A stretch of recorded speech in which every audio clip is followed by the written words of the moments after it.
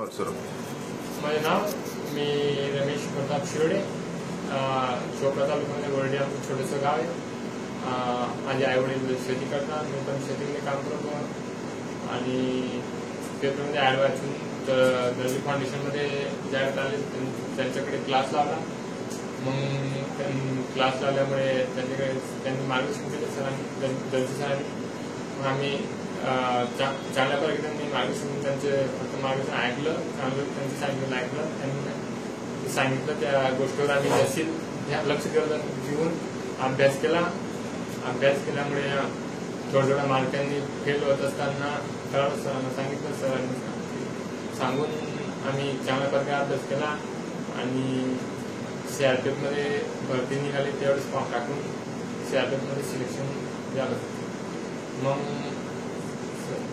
नंतर